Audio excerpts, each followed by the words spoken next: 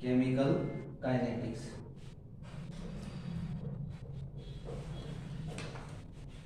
देखो काइनेटिक्स एक Greek word kinesis इससे बना है। और काइनेसिस का मतलब क्या होता है भाई? To move. अरे बस केमिकल काइनेटिक्स होती क्या है? जैसे कोई भी रिएक्शन है उसमें ये आर क्या हो गया? रिएक्टेंट, और पी क्या हो गया? प्रोडक्ट। तो जब रिएक्शन स्टार्ट होती है तो उसके अंदर जैसे मैंने कहा T1 टाइम है, तो ये R 1 मोल है ऐसे मान लो, तो ये कितना होगा भाई? 0। ये बात याद रखना, स्टार्टिंग के अंदर प्रोडक्ट कितना होगा? 0 होगा। फिर जैसे टाइम इंक्रीज होगा तो जो R होता है ना, R, ये R क्या होगा? डिक्रीज होगा, और प्रोडक्ट उतना ही क्या होगा? इंक्रीज होगा। हरी बात समझ। जैसे मान लो मैंने कहा स्टार्टिंग में ये 1 मोल है, तो इसमें से अगर 0.5 मोल डिक्रीज हो गया तो इधर क्या हो जाएगा?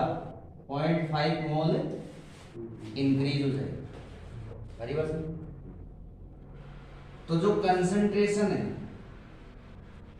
वो कंसंट्रेशन यानी अमाउंट जो है रिएक्टेंट और प्रोडक्ट दोनों का चेंज हो रहा है।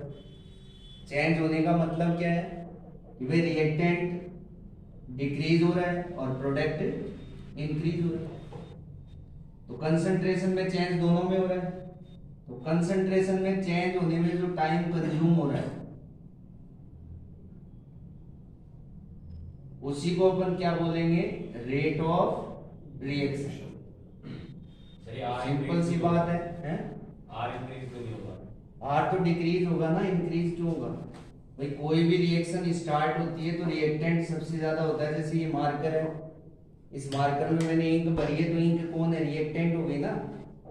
जितना मैं लिखता जाऊंगा उस मार्कर से उतनी ही इंक क्या होती जाएगी? कम होती जाएगी। तो इंक तो कम होगी ना, और इस पे जो जितना लिख रहा हूँ वो बढ़ता जाएगा।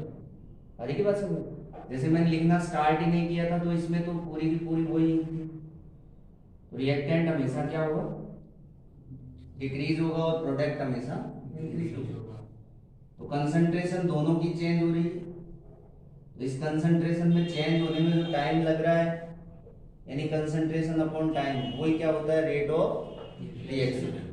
तो केमिकल काइनेटिक्स होती क्या है? यानी फिजिकल केमिस्ट्री की ऐसी ब्रांच जिसमें अपन रेट ऑफ रिएक्शन और उसको कौन से फैक्टर हैं जो इफेक्ट करते हैं उनकी जो स्टडी करते हैं वो क्या कहलाती है? Chemical kinetics. बात समझ में आ रही है? रेट ऑफ रिएक्शन होता क्या है? Concentration changes of the reactant and product, वो क्या कहलाएगा? Rate of reaction. अब जैसे स्टार्टिंग के अंदर रिएक्टेंट जो होता है, रिएक्टेंट कितना है? जैसे मान लो ये आर, ये पी, तो T1 जब टाइम था तो ये कितना था? R1। ऐसे सोचो, अब R1 कुछ भी हो सकता है ना, 5, 10, 15 कुछ भी हो। ये मान लो P1 है। T2 ये कितना हो गया? R2, और ये क्या हो जाएगा? P2। तो डेल्टा T अगर अपन निकालें, डेल्टा T इक्वल टू क्या होगा भाई? T2 minus T1। Concentration changes of reactant, reactant की जो कंसंट्रेशन है वो चेंज हो रही है, तो उसको कैसे लिखोगे? R2 minus R1। तो यहां नेगेटिव साइन आएगा कि नहीं भाई? नेगेटिव क्यों आएगा? क्योंकि R2 जो है वो कम है और R1 क्या है? ज्यादा। तो R2 माइनस R1 होगा तो ये क्या आएगा? नेगेटिव। तो इस नेगेटिव साइन का मतलब ही क्या हो गया कि जो कंसंट्रेशन है रिएक्टेंट की वो कंटिन्यू क्या हो रही है? डिक्रीज हो रही है। आ रही बात समझ। और प्रोडक्ट की भाई जैसे डेल्टा पी निकालो, तो डेल्टा पी इक्वल टू क्या आएगा? P2 minus P1। तो बताओ इसके आगे ये साइन क्या आएगा? पॉजिटिव ही आएगा ना। पॉजिटिव का मतलब क्या हो गया, प्रोडक्ट की कंसंट्रेशन इंक्रीज हो रही। सही बात है। अब देखो एक छोटा सा क्वेश्चन यहाँ से आता है, ये अपन को ग्राफ बनाना है रेट ऑफ रिएक्शन के लिए, जैसे रिएक्टेंट और प्रोडक्ट दोनों के लिए ग्राफ बनाओगे तो कैसे, ये टाइम, ये मान लो कंसंट्रेशन। तो जब रिएक्शन स्टार्ट होती है यानी T1 जब टाइम था, उस समय रिएक्टेंट क्या होता है, ज्यादा होता है, प्रोडक्ट जीरो होता है। धीरे धीरे रिएक्टेंट क्या हो रहा है, कम हो रहा है, और प्रोडक्ट इंक्रीज हो रहा है। तो ग्राफ कैसे आएगा, यहां मान लीजिए रिएक्टेंट है तो यहां कौन है, प्रोडक्ट। स्टार्टिंग में प्रोडक्ट तो जीरो ही होगा ना, तो धीरे धीरे क्या होगा, रिएक्टेंट है उसकी कंसंट्रेशन कम होगी, और जो प्रोडक्ट है उसकी कंसंट्रेशन इंक्रीज होगी। सही बात है। तो कोई तो ऐसा टाइम आएगा ना जब दोनों तरफ का जो कंसंट्रेशन है वो क्या हो जाएगी, इक्वल हो जाएगी, उसको क्या बोलते हैं, इक्विलिब्रियम। आया था ना 11th में। अब जैसे ग्राफ अगर अपन अलग अलग बनाए रिएक्टेंट के लिए और प्रोडक्ट के लिए, तो कैसे बनाओगे, जैसे रिएक्टेंट के लिए बनाना हो कैसे बनाएंगे, यूं मान लो T1 जब टाइम था तो उस समय जो रिएक्टेंट है उसकी कंसंट्रेशन कितनी थी, R1 थी ना। फिर टाइम कितना हो गया, T2। तो जैसे ही टाइम T2 हो गया, रिएक्टेंट की कंसंट्रेशन क्या होगी, कम होगी, डिक्रीज होगी, यानी R2। सही बात। तो ग्राफ तो ऐसे ही आ रहा है ना, देखो आ रही है बात। तो ये क्या हो जाएगा, डेल्टा T, और ये वाला डेल्टा R, और यहां क्या आएगा, माइनस। तो अलग से जैसे रेट फॉर रिएक्टेंट के लिए क्या लिखोगे, minus del R upon delta T। Average तो यही आएगा ना। और प्रोडक्ट के लिए लिखोगे तो रेट फॉर प्रोडक्ट, ये क्या जाएगा, क्या आएगा भाई, डेल्टा P बाय डेल्टा, हाँ, प्लस आएगा delta P upon delta T। अब अपन इन दोनों को एक साथ लिखें, क्योंकि रिएक्शन जो होती है, रिएक्शन में तो दोनों साथ में चल रहे हैं ना, रिएक्टेंट कम हो रहा है और प्रोडक्ट लगातार बढ़ रहा है, दोनों काम एक साथ हो रहे हैं। तो दोनों को अगर मैं एक साथ लिखूंगा तो एवरेज रेट ऑफ रिएक्शन, तो ये क्या हो जाएगा, दोनों को एक साथ लिख रहा हूं तो कैसे लिखोगे, देखो plus minus delta C upon delta T। सी देखो, प्लस का मतलब तो क्या हो गया, फॉर प्रोडक्ट, माइनस का मतलब फॉर रिएक्टेंट, सी का मतलब क्या है, कंसंट्रेशन। तो कंसंट्रेशन तो दोनों की चेंज हो रही है ना, फिर रिएक्टेंट की कम हो रही है और प्रोडक्ट की क्या हो रही है, इंक्रीज हो रही है। रारी की बात समझना। तो ये क्या होता है, एवरेज रेट ऑफ रिएक्शन। अब इसमें छोटा मोटा क्वेश्चन कैसे आता है, आ जाता है कई बार कि कोई रिएक्शन है, उस रिएक्शन के अंदर जो रिएक्टेंट की इनिशियल कंसंट्रेशन है, इनिशियल कंसंट्रेशन ऐसे मान लो 10 मोल पर लीटर, और ये 10 सेकंड में 5 मोल पर लीटर हो जाती है, तो डिक्रीज हो गई ना। तो अपने पास डेल्टा आर कितना आ जाएगा, जैसे 5 माइनस 10 तो माइनस 5 ही आएगा ना। अरे सही है। तो इसको उस फॉर्मूले में रखोगे तो ऑटोमेटिक तो ये माइनस तो प्लस हो जाएगा, तो 5 अपॉन सीधा सीधा क्या आ जाएगा, 10 ही तो आएगा, आंसर क्या आएगा 0.1, ये आ जाएगा छोटा मोटा क्वेश्चन। अरे बस अब जैसे मान लो यूं लिख के आ गए, ये गलत है। जब तक यूनिट नहीं लिखोगे ना, रेट ऑफ रिएक्शन की यूनिट क्या होती है, तब तक मार्क्स नहीं मिलेंगे। तो रेट ऑफ रिएक्शन यूनिट कैसे निकालोगे, मैंने क्या कहा था, कंसंट्रेशन अपॉन टाइम। अरे यही तो होता है। कंसंट्रेशन को किस में लिखते हो, हाँ, मोल पर सेकंड। अरे मोल पर लीटर, मोल पर लीटर, और टाइम को सेकंड में। तो रेट ऑफ रिएक्शन की यूनिट क्या हो गई, मोल लीटर इनवर्स सेकंड इनवर्स। समझ में आ रही बात, और आगे की बात समझ, इतनी छोटी सी बात है, केमिकल काइनेटिक्स क्या होती है? फिजिकल केमिस्ट्री की ऐसी ब्रांच जिसमें रेट ऑफ रिएक्शन और जो फैक्टर्स उसको इफेक्ट कर रहे हैं उनकी स्टडी करते हैं, वो क्या होती है? Chemical kinetics. Rate of reaction होता क्या है कि भाई जो कंसंट्रेशन होती है रिएक्टेंट और प्रोडक्ट, उन दोनों की कंसंट्रेशन में चेंजेस होता है, उस चेंजेस होने में जो टाइम कंज्यूम हो रहा है उसको क्या बोलेंगे? Rate of reaction. जो रिएक्टेंट होता है उस रिएक्टेंट की कंसंट्रेशन कंटिन्यू क्या होती है? डिक्रीज। और प्रोडक्ट की कंसंट्रेशन कंटिन्यू क्या होती है? इंक्रीज। यहाँ तक कोई समस्या है?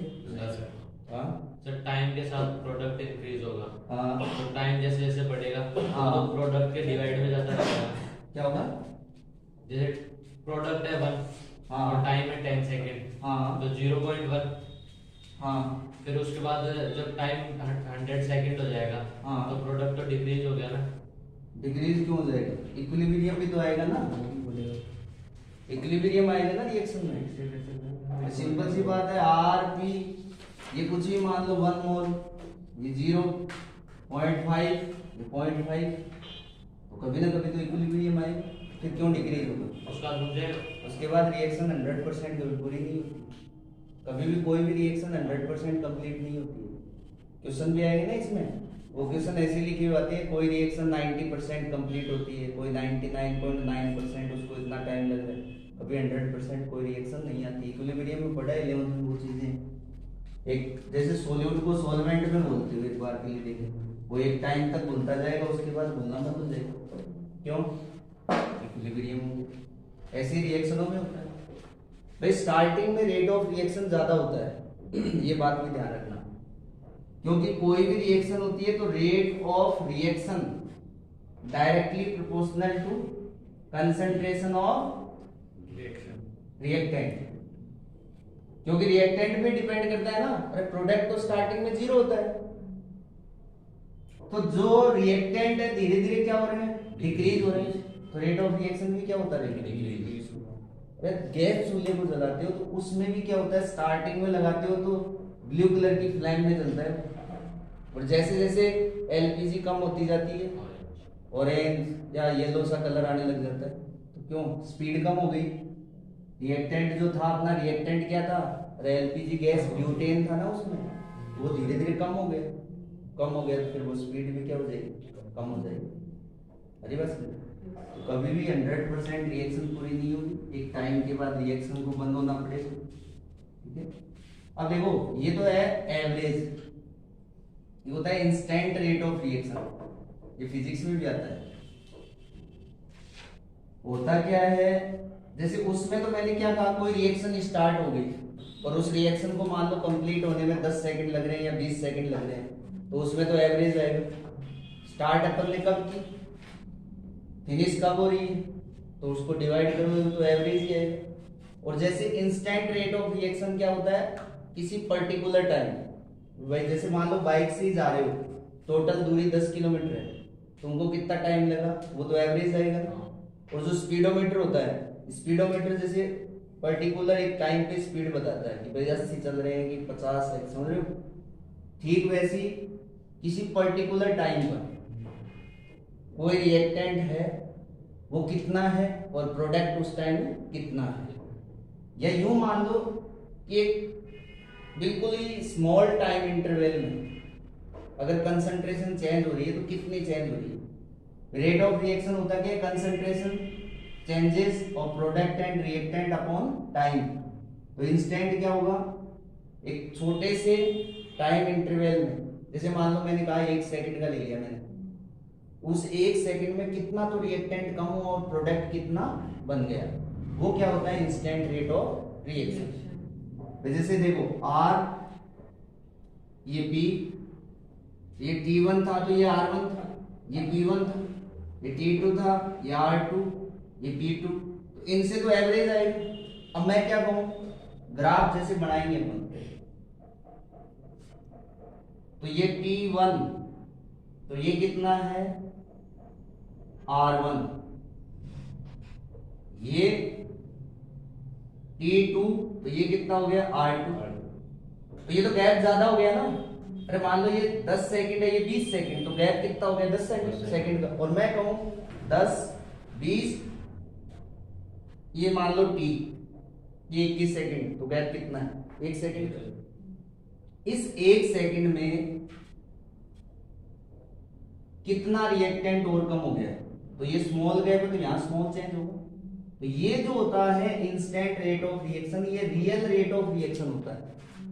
भाई जैसे मान लो गाड़ी चला रहे हो, गाड़ी कहीं टकरा गई, तो उस time rate of reaction, speed कितनी थी तुम्हारी, मैंने तो वो बात है ना, तुम तो ऐसे थोड़ी कहोगे मैं उस समय 50 से आ रहा था, वो तो अचानक से मैं स्लो करती टकराए तो उसी टाइम ना। तो मैं इफेक्ट कौन से हुआ, जिस समय स्पीड बढ़ गई उसी समय हुआ। ठीक वैसी कोई भी रिएक्शन होती है, एवरेज चल रही है अलग बात है, लेकिन एक पर्टिकुलर टाइम पर कितनी कंसंट्रेशन है रिएक्टेंट की और कितनी है प्रोडक्ट की, तो या यूं बोल दो स्मॉल टाइम इंटरवल में। तो यहां जो ये गैप है ये तो बड़ा है, इसको क्या बोलोगे डेल्टा आर माइनस, और ये क्या हो जाएगा डेल्टा टी। ये जो है जैसे मान लो ये कम हो रहा है, धीरे धीरे कम हो रहा है, तो ये कितना हुआ इसको स्मॉल में लिखोगे तो डी आर, और ये क्या हो जाएगा डी टी। ग्राफ ऐसे ही आएगा, तो ग्राफ तो कंटिन्यू डिक्रीज ही हो रहा है रिएक्टेंट। तो instant rate of reactant, reactant के लिए तो क्या लिखोगे माइनस डी आर अपॉन, ये तो आएगा। और जैसे मुझे प्रोडक्ट के लिए बनाना हो तो प्रोडक्ट के लिए क्या हो जाएगा, उल्टा हो जाएगा ना इसका। जैसे प्रोडक्ट के लिए बनाओगे, जब T1 टाइम था तो प्रोडक्ट मान लीजिए P1 है, टाइम कितना हो गया T2, तो प्रोडक्ट थोड़ा सा इंक्रीज हो गया। अब ये डेल्टा T है और ये क्या हो जाएगा भाई डेल्टा P। अब मैंने स्मॉल टाइम इंटरवल ले लिया, ये T, ये ऐसे आ जाएगा, लगातार बढ़ता रहेगा ना प्रोडक्ट को, कम थोड़ी होगा ये P। तो ग्राफ कैसे जाएगा, वैसे तो जाएगा, प्रोडक्ट का तो यही जाएगा ना, रिएक्टेंट का कम हो रहा है। तो यहां जो गैप है ये क्या होगा डी टी, और ये डी टी, इसके आगे क्या आएगा प्लस। तो जैसे मैं क्या लिख दूंगा plus D P upon D T, ये तो। और इन दोनों को अगर एक साथ लिखोगे तो इंस्टेंट रेट ऑफ रिएक्शन हो जाएगा। तो क्या लिखें plus minus D C upon D T, ये तो होगा ना छोटा सा। प्लस का मतलब क्या हो गया फॉर प्रोडक्ट, माइनस का मतलब फॉर रिएक्टेंट, और सी का मतलब कंसंट्रेशन। बात दोनों की सेम ही है, बस थोड़ा सा अंतर है कि कोई स्मॉल टाइम इंटरवल हो उसमें कितनी कंसंट्रेशन प्रोडक्ट की इंक्रीज हो रही है और रिएक्टेंट की डिक्रीज हो रही है, उसको क्या बोलोगे इंस्टेंट रेट ऑफ रिएक्शन। अब एक नाम सुना है क्या कभी, स्टोइकियोमेट्रिक कोएफिशिएंट, क्या होता है हैं? पावर होती है 1 2 3 बैलेंस करते ना तुम लोग। देखो जैसे कोई भी रिएक्शन है, ये N2 यहां से इंपॉर्टेंट है, न्यूमेरिकल जो बनेगा वो यहीं से बनेगा, N2H2 और मैंने लिख दिया NH3, ठीक है। तो जब अपन रिएक्शन को बैलेंस करने के लिए जो संख्या जो डिजिट यूज करते हो ना, उसी को बोलते हैं स्टोइकियोमेट्रिक कोएफिशिएंट या स्टोइकियोमेट्रिक कोएफिशिएंट। तो बैलेंस करने के लिए मैं यहाँ क्या लगा दूं 3 और यहाँ, समझ में आ रही बात? ये तो हो गई बैलेंस। अब ये बैलेंस क्यों करने की अपने को आवश्यकता पड़ी, कोई तो कारण होगा ना रिएक्शन को बैलेंस करने का। देखो कारण क्या है, जो रिएक्शन होती है ना वो रिएक्शन हमेशा मोल रेशियो में होती है। मोल रेशियो का मतलब समझते हो कि इसका 1 मोल और इसका 1 मोल मिलकर इसका 1 मोल बन रहा है। तो कहने का मतलब चाहे मोल कितने, ये आगे जो संख्या ये क्या है नंबर ऑफ मोल ही तो बोलेंगे ना इनको।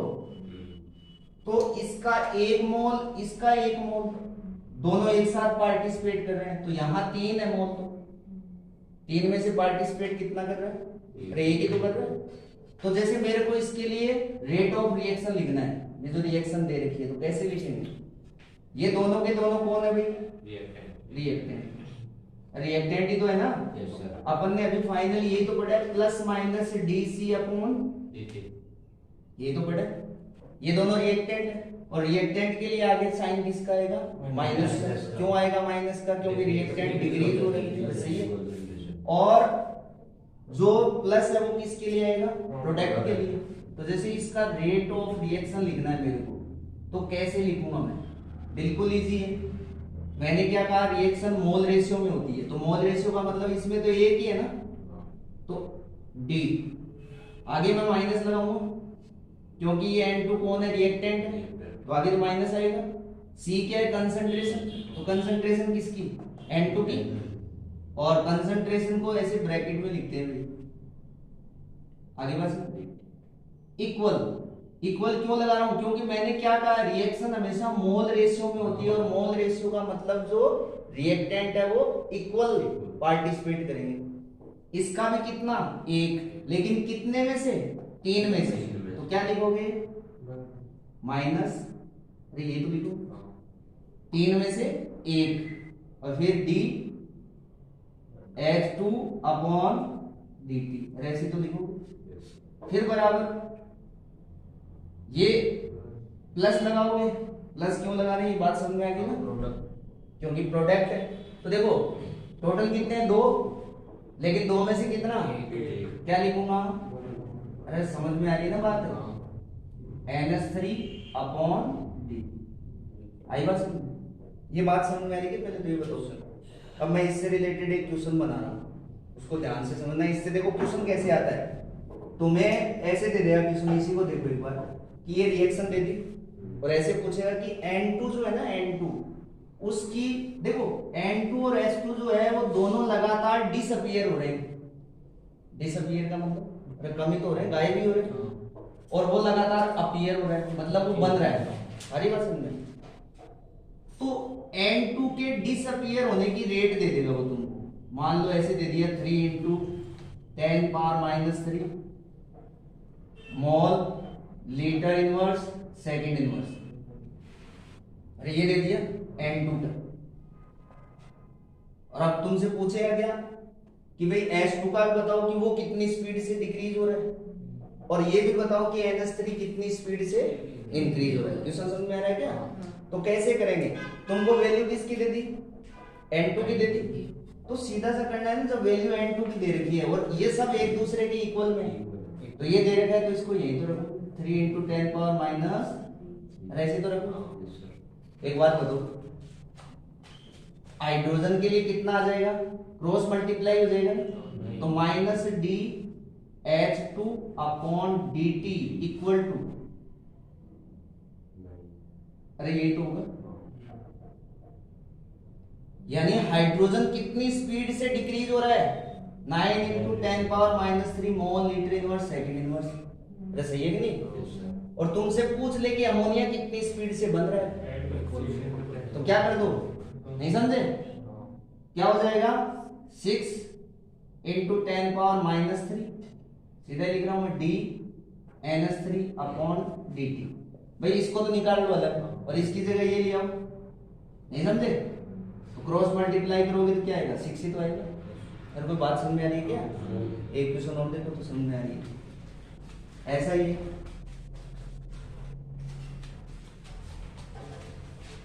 देखो यूं दे दिया कि जैसे x 2x plus 3y 2z ऐसे मान लो, 2 दे दिया 4z ऐसे दे दिया, ठीक है।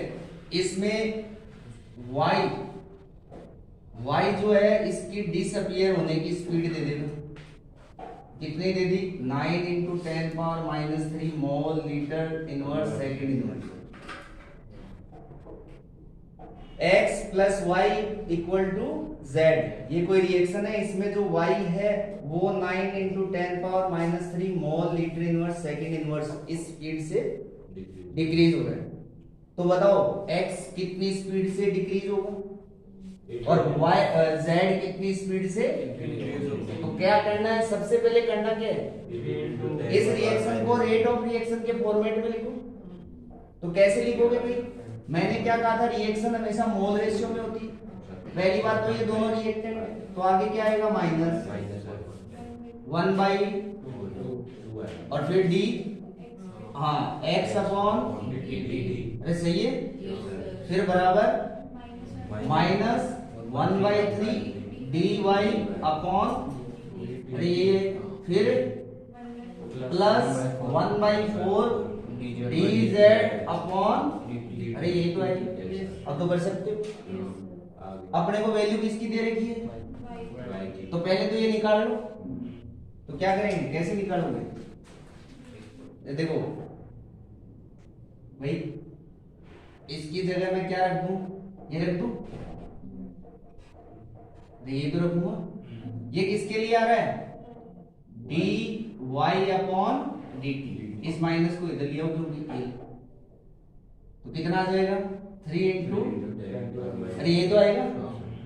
अब इसको इसके इक्वल में रख लो तो कितना आंसर आ जाएगा, माइनस 1/2 dx अपॉन dt, तो कितना आ गया 3 इंटू 10 पावर माइनस 3, कितना आंसर आ जाएगा 6 इंटू 10 पावर, उसके लिए कितना आ जाएगा 12 इंटू, अरे बात समझ में आ रही है क्या, अरे ये तो इजी है और यही से क्वेश्चन बनाते हैं, कर लोगे ये तो कोई दिक्कत नहीं है।